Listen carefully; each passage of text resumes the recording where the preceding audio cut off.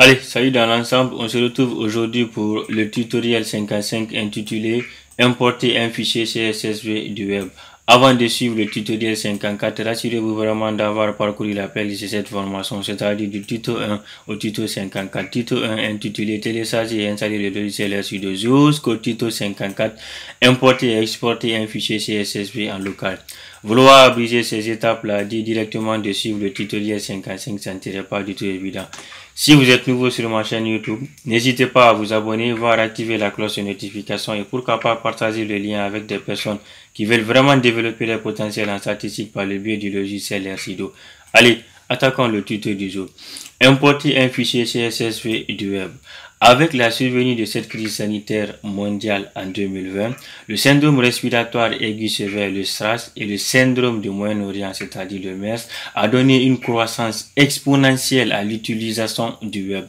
Actuellement, les données fluides sur le web de gauche à droite. En tant qu'analyste, que vous soyez employé d'une structure, savoir télécharger directement ou lire un fichier via le web serait inéluctable pour vous. Donc, pour ce faire, j'ai tout simplement pris ici un exemple ici en essayant de lire ici un fichier CSV via mon OneDrive que j'ai stocké. Que ça soit pour vous directement l'URL de votre entreprise ou de soit ne serait-ce que vos partenaires avec qui vous travaillez, ainsi de suite. Vous pouvez directement copier ici l'URL de votre fichier CSV et directement le coller ici. Mais comment le faire d'abord?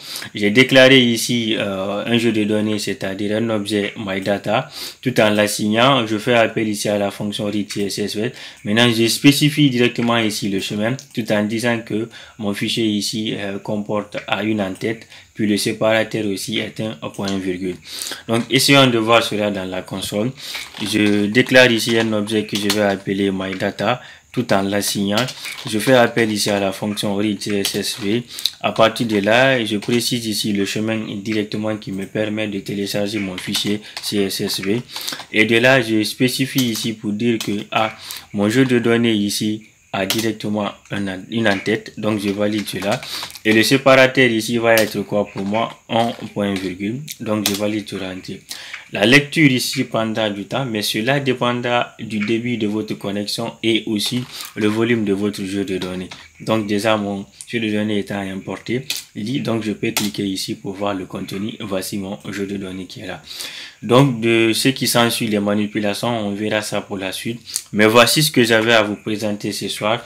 Si le tutoriel vous a apporté des informations très intéressantes, n'hésitez pas à vous abonner sur ma chaîne YouTube, voire activer la cloche de notification et pourquoi pas partager le lien avec des personnes qui veulent vraiment développer leur potentiel en statistique par le biais du logiciel R-Studio.